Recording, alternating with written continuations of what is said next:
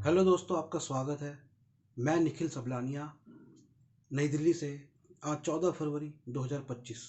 इससे पहले मैंने एक कार्यक्रम बनाया कि एआई से कौन सी नौकरियां जाएंगी, आप वो ज़रूर देखिएगा। और अब ये कार्यक्रम, जो कि मैंने उस कार्यक्रम के अंत में बोला था, जो कि बहुत महत्वपूर्ण है और हमें समझना होगा, और मैं चाहता हूँ कि आप समझें इस बात को। मैं बहुत महत्वपूर्ण बात बताने जा रहा हूँ, क्योंकि हमारे दूसरे देशों से संबंध हमारे अपने देश के लिए और भविष्य के लिए और विश्व की शांति के लिए और विश्व की तरक्की के लिए, और सबसे इम्पोर्टेंट है, सबसे महत्वपूर्ण है कि इंसानों के लिए, मानवता के लिए बहुत मायने रखते हैं। तो आज का जो ये विशेष जो विषय है वो क्या है? हालांकि कोई कहेगा कि भैया ये बड़ा बचकाना है, लेकिन क्या होता है, हर इंसान को एक फैसला लेना होता है, उसको तय करना होता है, उसको एक स्टैंड लेना होता है कि वो कहाँ जाए। और जैसे हर एक इंसान को लेना होगा, जब इंसान लेंगे तो पूरे देश का फैसला होगा। और देश को भी बहुत महत्वपूर्ण है इस बात को समझना। इतिहास के गर्त में बहुत सी चीज़ें भरी पड़ी हैं। हम हर चीज़ पर नहीं जा सकते, हम हर किताब नहीं पढ़ सकते, हम हर तथ्य को ऊपर नहीं जा सकते। इसलिए हमें मोटा तथ्य समझना पड़ेगा, मोटी बात जिसे कहते हैं कि भैया मोटी बात क्या है। तो मैंने कहा कि मेरे मित्र के एक छोटे भाई हैं, जो कि मेरे भी भाई हैं, उन्होंने मेरे से एक प्रश्न किया, भैया बताओ, पुतिन या ट्रम्प। और 30 सेकंड से भी कम में, पर वो 30 सेकंड से भी कम इसलिए क्योंकि मैं कई सालों से जो अध्ययन कर रहा हूँ अर्थव्यवस्था का, वैश्विक अर्थव्यवस्था का, अ, दुनिया की कैसे बदली, दुनिया में क्या बदलाव आए। और पिछले कुछ समय मैंने एक्चुअली रूस के ऊपर भी अध्ययन करना शुरू किया है। रूस मतलब यूएसएसआर क्यों टूटा, उसका विघटन क्यों हुआ, मैंने किताबें मंगवाई। अमेरिका का उस पर क्या हाथ था, रूस चाहता क्या था, रूस की। मैं तो ये भी कहता हूँ कि रूस को अपने जार को नहीं मारना चाहिए था। मेरा अपना जो अध्ययन है वो ये निकलता है। अब बात ये आती है भारत के संदर्भ में, कि अगर आपसे मैं कहूँ और मैं मेरे से जैसे पूछा कि भैया बताओ, पुतिन या ट्रम्प, मतलब भारत रूस के साथ जाए या भारत अमेरिका के साथ जाए। बहुत सारे तथ्य हैं, बहुत से लोग बहुत सी बातें कहेंगे। मैं जो आपको बता रहा हूँ ये मुझे लगता है कि सबसे ज़्यादा महत्वपूर्ण बात है। इस बात पर किसी ने आज तक गौर किया है या नहीं किया, पर मेरे दिमाग में ये बात पकड़ी है। ये शोध का विषय आगे चलते चलता जाना चाहिए। देखिए, क्योंकि अब जो नई जनरेशन पैदा हुई है उनको नहीं पता, हमें वो नहीं पता जो हमारे से पहले वाली जनरेशन ने देखा। ठीक है। 90 के बाद थोड़ा सा नई जनरेशन ये समझे, 90 में जो भारत पर आर्थिक संकट आया, तो यूरोपीय शक्ति, अमेरिका, यूरोपीय शक्ति मैं इसलिए बोल रहा हूँ क्योंकि ये यूरोपीय शक्ति शक्ति मतलब उपनिवेशी, मतलब वो लोग जिन्होंने पूरी दुनिया पे पहले राज किया था। ये लोग मूलतः यूरोप के पूंजीपति और रजवाड़े थे, जो बाकी अभी देशों पर भी राज कर रहे हैं, जैसे कनाडा, ऑस्ट्रेलिया, न्यूजीलैंड, उत्तरी अमेरिका और दक्षिण अमेरिका के भी कई देशों पर। तो ये सब लोगों, जितने भी संस्थाएं हैं, उनको ऊपर इनका अधिपत्य है, इनकी बात सुनी जाती है, इनकी बात मतलब मानी जाती है, बाकी देशों की भी बात सुनी जाती है। तो यहाँ यहाँ से ये जो वर्ल्ड बैंक वगैरह है, विश्व बैंक है, ये सब संचालित करते हैं। पूरा अर्थव्यवस्था का सिस्टम इसका इन देशों के हिसाब से चलता है, जिसमें डॉलर को इन्होंने अपना बना रखा है। और डॉलर और यूरोप से वो उनकी आपसी लड़ाई है, वो सिर्फ अधिपत्य के लिए है कि नहीं, डॉलर नहीं और हमारा यूरो बेटर है या हमारा पाउंड बेटर है। लेकिन इंटरनली सैद्धांतिक रूप से ये क्या समझ रहे, देखिए, डॉलर और पाउंड की लड़ाई, डॉलर और यूरो की लड़ाई बहुत छोटी लड़ाई है इनकी। ये विवाद है, ये इनका विवाद है। आपके घर में आपके माता पिता से विवाद होता है, लेकिन लड़ाई एक अलग चीज है, आप लड़ते नहीं हो, विवाद होता है, लड़ाई होती है। अगर लड़ाई हुई तो फिर आपके संबंध खत्म होते हैं, पर विवाद संबंध खत्म नहीं करते। तो ये इनका विवाद है, ये इनके संबंध खत्म नहीं करता। दूसरा कि ये जो विवाद है, ये सिद्धांत नहीं है इनका, सिद्धांत इनका कुछ और है। अब इनका सिद्धांत क्या है? इनका सिद्धांत है कि इनकी जो पुराने रजवाड़े या पूंजीपति हैं, जो पूंजीपति कौन है मैं आपको बता दूं, पूंजीपति रजवाड़ों के समय से कौन है। रजवाड़ों के समय से पूंजीपति वो लोग हैं जो कि इन रजवाड़ों के एजेंट थे, इनके हिसाब से काम करते थे, इनको संपत्ति ला के देते थे। तो मुख्य संपत्ति रजवाड़ों के पास जाती थी।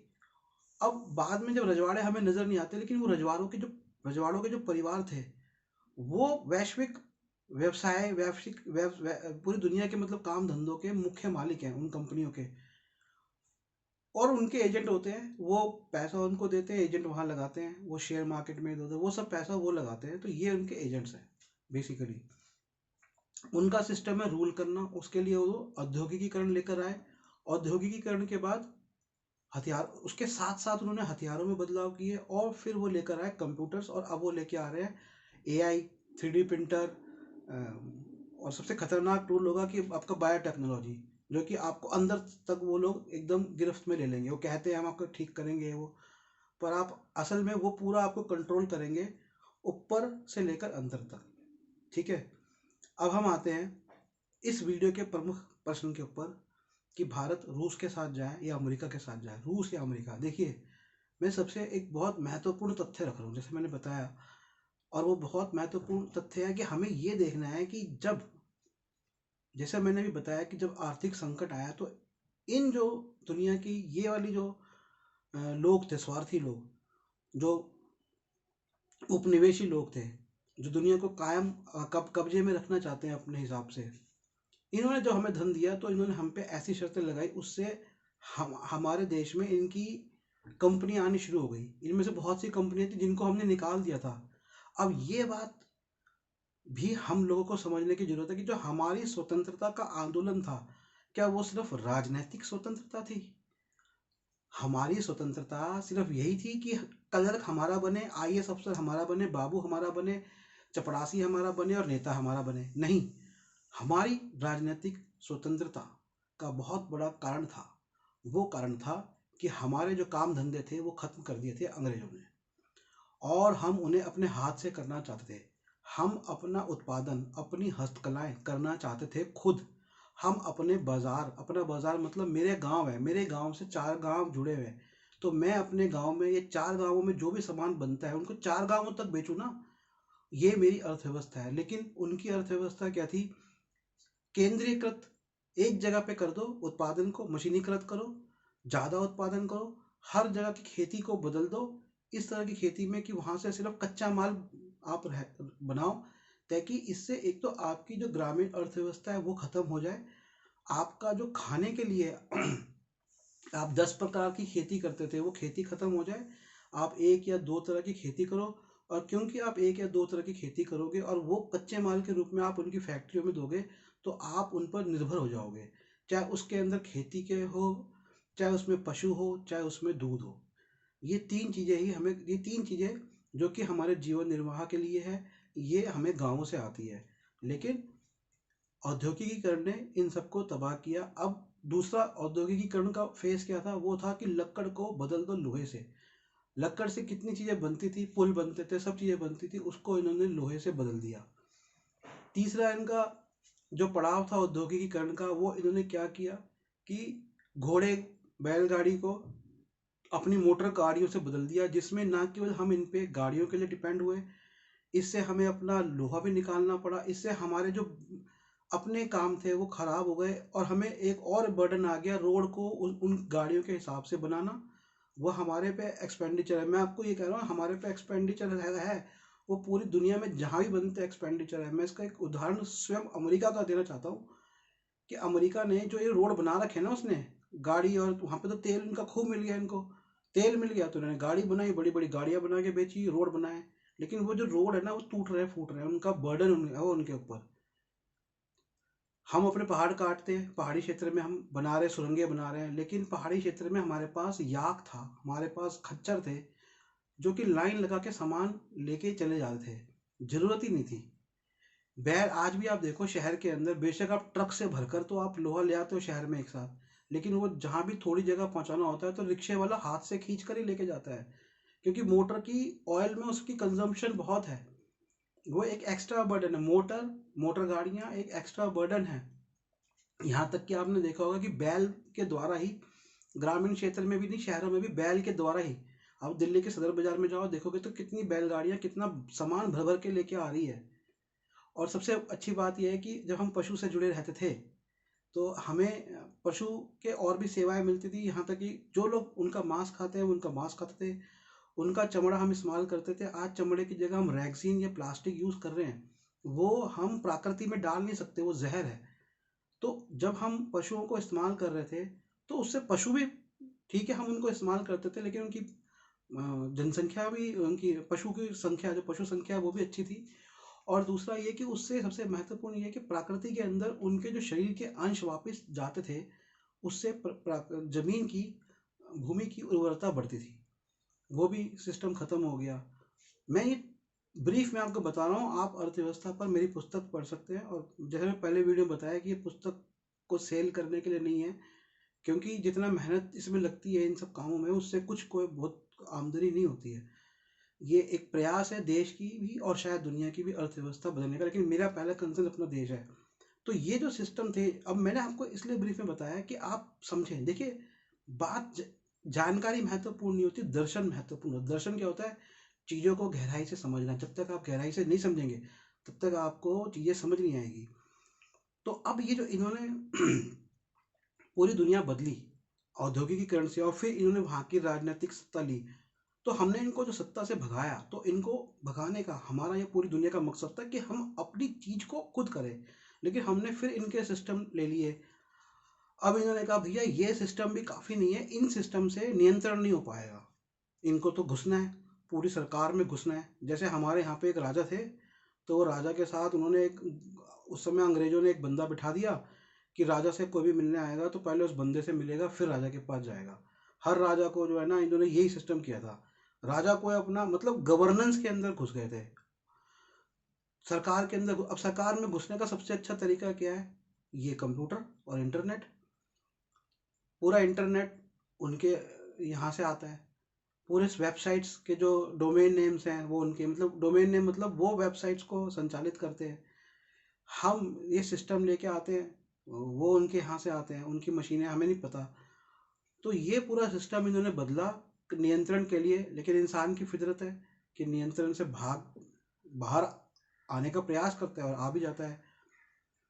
अब दूसरा इनको नियंत्रण है, ये आपको लालच दे रहे हैं एआई का, 3D प्रिंटिंग का, टेक्नोलॉजी का। एक और अब कुछ लोग ना लालच में आते हैं, अरे इससे बड़ा फायदा होगा, अरे इससे ये होगा। वो कुछ नहीं है, वो लोग फायदे अब मैंने जो बात बताई ना महत्वपूर्ण क्या थी, यूरोप और डॉलर, यूरो और डॉलर, पाउंड और डॉलर की विवाद मायने नहीं रखता। वो लोग सैद्धांतिक रूप से एक है, उनको सैद्धांतिक रूप से पता है कि हमें कैसे पूरी दुनिया पे नियंत्रण करना है। हमें सैद्धांतिक रूप, हम सिद्धांतों पर नहीं चले। तो हमने जो स्वतंत्रता का आंदोलन लड़ा, अपने हाथ के कामों के लिए, अपने सिस्टम के लिए, हमने अपनी बैलगाड़ियों के लिए लड़ा, हमने अपने घोड़ों के लिए लड़ा, हमने अपने जंगलों के लिए लड़ा, हमने अपने गांवों के लिए लड़ा, हमने शहरों में उनको तब्दील करते जा रहे हैं। शहर क्या है? वो उनका सिस्टम है। इस पर मैं काफ़ी सारे वीडियो बना चुका हूँ। थोड़ा सा संक्षिप्त में बता देता हूँ कि जब इन्होंने खेती को अपने हिसाब से करना शुरू किया, तो वहाँ से लोगों को निकाला 500 साल पहले इंग्लैंड में। तो इन्होंने डिस्ट्रिक्ट्स बनाए, फैक्ट्री डिस्ट्रिक्ट। ये फैक्ट्री डिस्ट्रिक्ट ही मेट्रोपॉलिटन सिटीज़ है। ये फैक्ट्री डिस्ट्रिक्ट ही आधुनिक शहर है। इसका मतलब, मोटा मतलब ये है, गाँवों का सिस्टम उजाड़ो, इनको ऐसा कर दो, बेबस कर दो कि ये शहर में आए, वहाँ पर ये तुम्हारे गुलाम है। अब वहाँ पर बड़ा पूंजीपति से लेकर छोटा पूंजीपति तक कैसे उनका शोषण कर सकता है, कैसे उनसे सेवा ले सकता है। और उनको थोड़ा सा कुछ फ्री में दे दिया, कुछ सुविधाएं दे दी, कुछ तुमको ये बता, तुमको दे दिया भैया हमें फ्री बस है। अरे भाई, मैं अगर गांव में काम करता, मुझे थोड़ी ना बस की जरूरत है। मेरे तो काकी का घर इधर है, मेरी चाची का घर उधर है, मेरी ताई का घर उधर है। मैं तो 10 कदम चल के घर चले जाता हूँ। हमारे 10 पीढ़ी से पीछे रह रहे हैं, मुझे क्या जरूरत है बस की। ये आपको कह देते कि भैया आपको अखबार मिल रहा है, अरे अखबार सस्ता मिल रहा है, अरे भाई मुझे क्या जरूरत है अखबार की। मेरे तो पूरा गांव के अंदर सुबह जो बात आदमी घर में बोले, शाम तक हर गांव के अंदर पहुंच जाती है। तो हमारे पास तो सूचना का बड़ा अच्छा नेटवर्क है कि नहीं? हमें क्या जरूरत है इसकी? तो ये सब बातें बहलाने वाली। हम आपको अच्छा कपड़ा देते हैं, अरे भाई कपड़े के लिए रुई तो हम गांव में उगाते हैं, हमें तो एक चरखा दे दो। हमारे दादा जानते थे कि चरखे से कैसे कपड़ा, और हमने तो हथकरघे से कपड़ा बुना, और मेरी दादी बैठ के सिल लेती है। मैं तो आज भी गूदड़ी इस्तेमाल करता हूँ, मेरी नानी गूदड़ी बनाना जानती थी। तो क्या चीज़ है जो गाँव में नहीं है? हम आपको बढ़िया जूते देंगे, अरे भैया बढ़िया जूते आप भाड़ में गए। हमारे तो गाँव के अंदर कचरा ही नहीं होता, हम तो सारी मट्टी साफ करके रखते हैं, कंकड़ भी नहीं उगता, हमें तो जूतों की जरूरत भी नहीं है। ये हमारे वैल्यू सिस्टम थे, ये हमारी शुद्धता थी, ये हमारा प्रकृति से जुड़ाव था। जरूरत ही नहीं थी। हमारे यहाँ पे लोग कपड़े नहीं पहनते, कहते यू आर नेकेड, तुम नंगे हो। अरे भैया, 40 डिग्री टेम्परेचर में हमारी त्वचा तो अडेप्ट हो चुकी थी, मतलब ढल चुकी थी कि भैया हम 40 डिग्री में जाके धूप में काम कर लेते, तुम नहीं कर सकते क्योंकि तुम ठंडे एरिया को हो। तो तुम हमें कैसे बोल सकते हो कि हम नंगे घूमते हैं? तुम्हारी त्वचा आते झुलस जाएगी। तो हमें अपने आप को समझना जरूरी है। तो अब आते हैं तो मैंने ये सब बातें क्यों बताई, क्योंकि ये बातें बहुत महत्वपूर्ण है कि हमारी दुनिया पे, हमारे सिस्टम पे पहले प्रहार हुआ, हम गुलाम बने, औद्योगिकरण हम पे लादा गया। हमारा पूरा युद्ध, हमारा पूरा स्वतंत्रता का संग्राम ही उस औद्योगिकीकरण के खिलाफ था। जब हम आज़ाद हो गए तो कुछ सालों बाद ये अपना तिकड़म लगा के ये करो वो करो, और हमने भी डर के मारे इनसे परमाणु और ये सब हम गए, जो कि हमारा डर भी था, हमारी मजबूरी भी थी, क्योंकि हमें डर था ये दोबारा ना आ जाए। लेकिन वो परमाणु के जरिए दोबारा नहीं आए, वो दोबारा आए कंप्यूटर्स के जरिए। ये बात हम नहीं समझ पाए।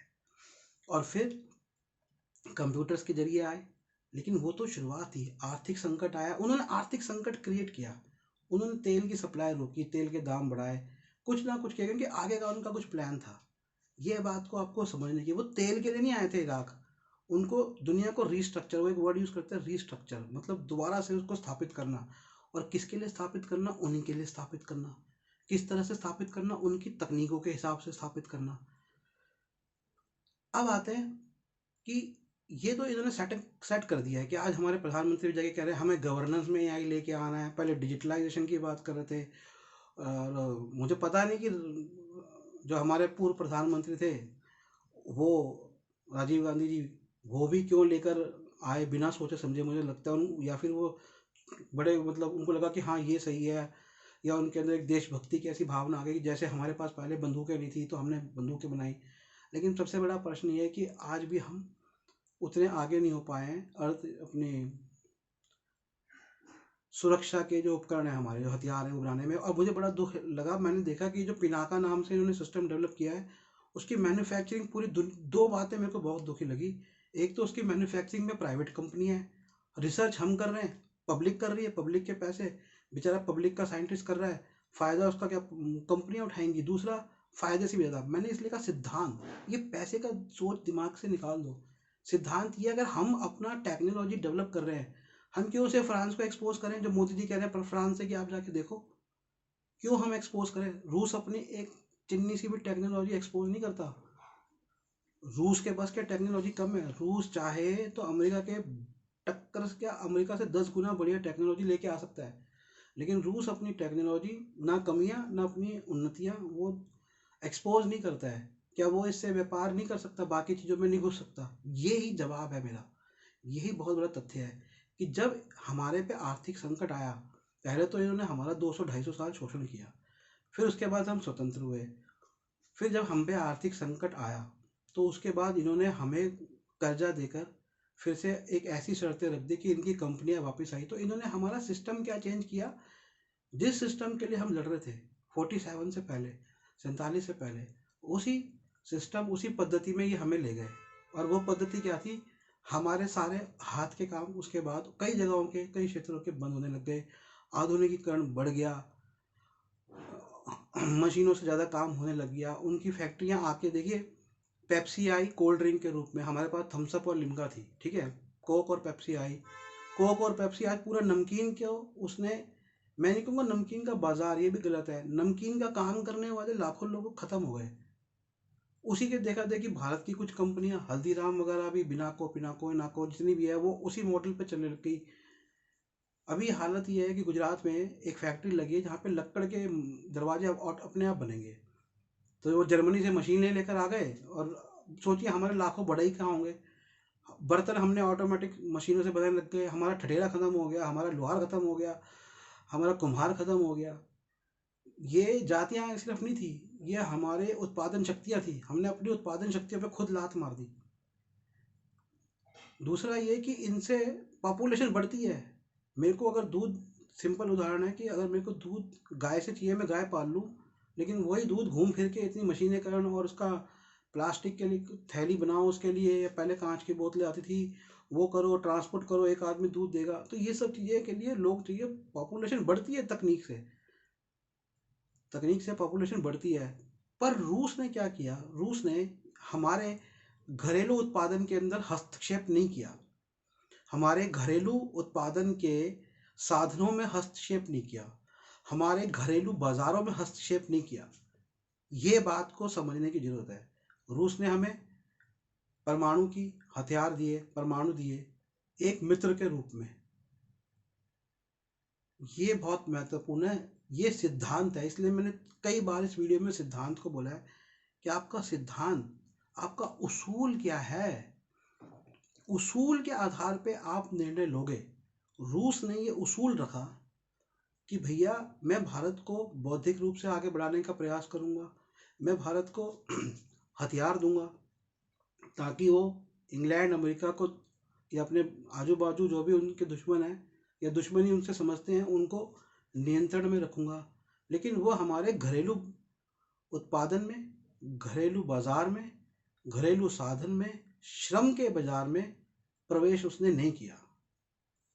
ये बहुत महत्वपूर्ण है। इसका मतलब उसने हमें मित्रता भी रखी, हमें जिन चीज़ों की कमी थी वो चीज़ें दी, लेकिन उसने अपने आप को आगे बढ़ाने के लिए हमारी उन चीज़ों के ऊपर कब्जा नहीं किया। जैसे अमेरिकी कंपनी आ गई, ब्रिटेन की कंपनी आ गई, ऐसा आके कब्जा नहीं। आज भी उन्होंने हमें एक चीज़ दे रखी है, बहुत से लोग उसको यूज़ करते होंगे, टेलीग्राम।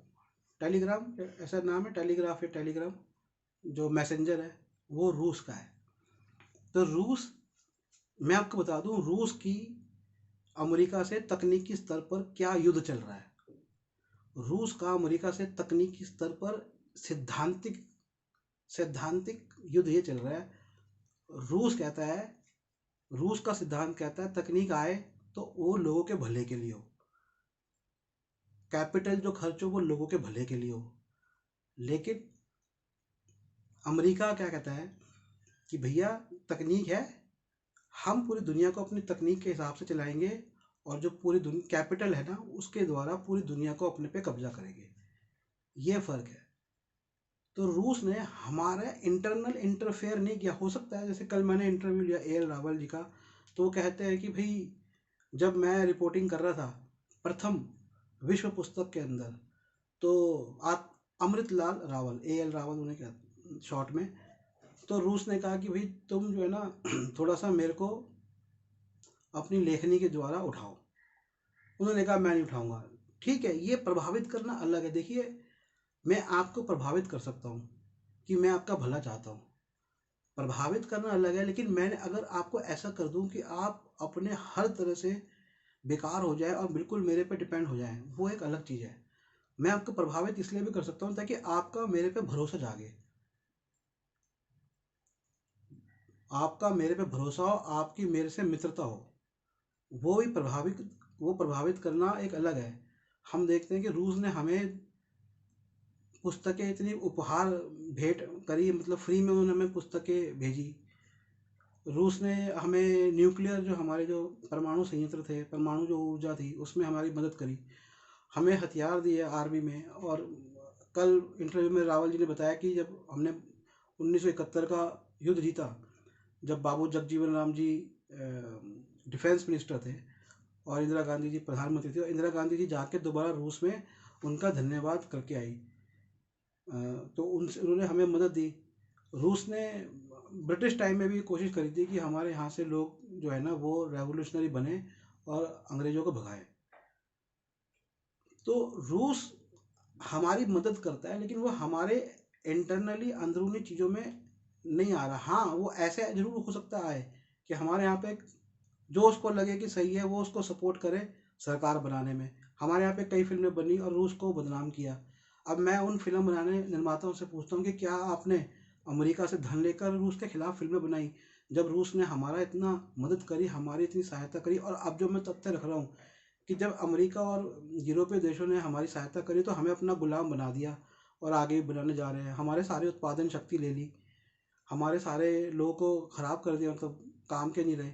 अब देखिए मेरे और वीडियो देखिए, आपको समझ में आ जाएगा। अर्थव्यवस्था पर है तो वो सही थे या वो रूस सही था, जिसने हमारा अंदरूनी बेशक राजनीति में हस्तक्षेप किया हो, बेशक वो हम पे प्रभाव डालने की कोशिश करी, लेकिन उसने हमारे बाजार, हमारे, क्योंकि ये जो व्यवहारिक चीज़ है, बाजार, उत्पादन करना, आपकी ग्रामीण व्यवस्था, आपके हाथ के काम, ये हमारी शक्ति थी, ये शक्ति थी। इसको जो ये पूंजीवाद के प्रचारकों में से एक रहे, पॉलिटिकल इकोनॉमी के, जिनको कई लोग तो फादर ऑफ इकोनॉमी के पितामह कहते हैं, एडम स्मिथ, वो खुद लिखते हैं अपनी किताब में कि भारत और चीन आज से, उनके समय के हिसाब से आज का समय देखा जाए, जब वो समय बता रहे थे, तो आज से 300 साल पहले भारत और चीन महाशक्तियाँ थे। तो हम महाशक्तियाँ कोई मशीनों से, कंप्यूटर से नहीं बने, और उस समय कोई हमारी पॉपुलेशन भी नहीं थी। हाथ के काम से भी क्या होता है, जब दक्षता आती है ना हाथ में, काम फटाफट फटाफट होते हैं। कार्ल मार्क्स ने कहा है कि हाथ, जो जैसे इंसान को फेफड़ों की जरूरत है, ऐसे ही काम के लिए इंसान को काम चाहिए हाथों के लिए। ये जो हमारे पंजे डेवलप हुए हैं, वो फर्दर इसको जाते हैं कि ये ऐसे नहीं डेवलप हुए, आप इनको रोक दोगे, आने वाली जनरेशन क्या सिर्फ ये मोबाइल में हाथ चलाते रहते ऐसे हो जाएंगे और मुंह से बोलना शुरू करेंगे, हाथ से काम नहीं करेंगे। तो एक फिल्म है बड़ी अच्छी, मतलब मैं तो फिल्म देखनी छोड़ दी थी, बहुत सालों बाद मैंने वो फिल्म देखी थी, वॉली। तो अमेरिका के अंदर भी ऐसी सोच मौजूद है जो इन सब बातों को समझती है। तो ये फिल्म है वॉली, वॉली आप जरूर देखिएगा, वो भविष्य को बताती है एनिमेशन में, कि जब इंसान खाएगा पिएगा और ये सारी टेक कंपनी उसकी चीज़ें पूरी करेंगी, तो वो मोटा एकदम सुअर की तरह से पड़ा रहेगा, वो कार खड़ा भी जिस दिन होगा तो वो खड़ा भी नहीं हो पाएगा अपने पैरों पर। हालांकि वो दूर की सोच है, लेकिन वो हो सकता है। तो रशिया हमें इंटरफेयर नहीं करता, रशिया ने हमारा साथ दिया है। जो मुख्य बात है, मोटी बात है, आपको समझ में आई सिद्धांत की, सबसे मोटी बात है सिद्धांत की। रशिया का सिद्धांत ये नहीं था कि हमारे यहाँ पे आके कोका कोला, पेप्सी, लहर, कुरकुरे, हमारी हर कंपनी, हर हर उत्पादन को अपनी कंपनी के अंदर ले जाओ, या हमें भी एक ये चीज़ सिखाओ।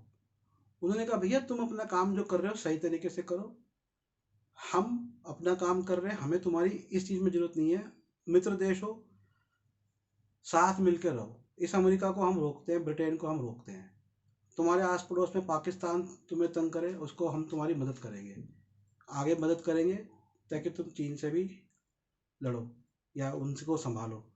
हालांकि इसमें एक बात और है, जो मैंने पहले कहा, रूस ज़्यादा चीन में हस्तक्षेप नहीं करता। तो कल रावल जी ने कहा कि रूस का भी बहुत सारा क्षेत्र चीन ने हथिया लिया है। तो अगर रूस करेगा चीन पर कार्रवाई, तो ऐसे तो नहीं करेगा ना, भारत के साथ करेगा। और भारत को तो चीन को नियंत्रण में रखना ही है। पाकिस्तान में पूरे उत्तर से लेकर दक्षिण तक रोड बना दिया है। तो हमारी जो सीमा थी, जो हमें लगता था खाली चीन की इस तरफ है, किस तरफ, पूर्व, उत्तर पूर्व की तरफ, अब हमारी पश्चिम की तरफ, वो पूरे रोड का मतलब है सारे चाइनीज़ लोग वहाँ पे आके सेटलमेंट करने लगेंगे, खुफिया चीज़ें होनी शुरू होंगी, वहाँ से फिर धीरे धीरे उनके एजेंट्स भारत में इन्फिल्ट्रेट करने लगेंगे। पाकिस्तान तो ख़त्म हो गया है, चाइना पाकिस्तान तो ले लिया, तो इंडिया के लिए एक बॉर्डर वहाँ बन गई, और इंडिया के पार, पाकिस्तान के पार अफगानिस्तान के लिए भी खतरा है चाइना, फिर वो अफगानिस्तान में घुसेगा और उससे आगे अरब देशों के अंदर उसका प्रभुत्व ज़्यादा बनेगा। ये बात हमको समझने की है। चाइना तो हमें कुछ नहीं देगा ना, उसको सिर्फ अपना आधिपत्य करना है। वो कहता है भैया मैं प्राइम हूँ, मैं जो करूँगा वो करो, ऐसा है, तो मैं डेवलप करके दे दूंगा सिस्टम। तो आई होप मेरी बात क्लियर होगी। तो ट्रम्प या Putin, I will go for Putin, I will go for Russia, क्योंकि रशिया ने सिर्फ हमें नहीं, ये जो यूरोप के देश थे ना, हिटलर से जो लड़ रहे थे, ये लड़ ही नहीं पा रहे थे हिटलर से। सिर्फ द्वितीय विश्व युद्ध में खाली परमाणु बम से अमेरिका नहीं जीता, जो इनकी आर्मी थी ना रशिया वालों की, यूएसएसआर की, ये जाके जब इन्होंने वहाँ पर लपेटा था हिटलर को, ये बात भी समझने की, ये घुस गए थे पूरे रशिया के अंदर, वहाँ पे जर्मनी के अंदर।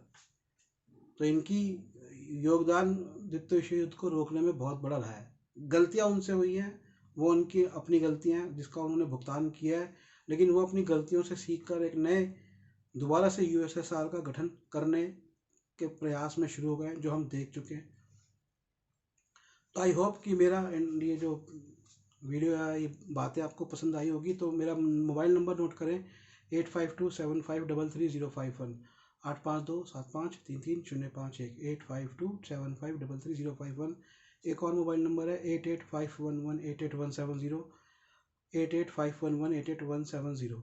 हमारी वेबसाइट है nspmart.com, nspmart.com। दोस्तों, ये पुस्तकों का विज्ञापन नहीं है।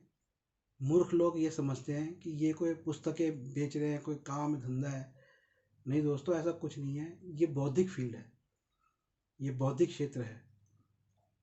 तो खाली इसके लिए भी बहुत मेहनत करनी पड़ती है। तो ये बात आप ध्यान में रखिए और पुस्तकें पढ़िए।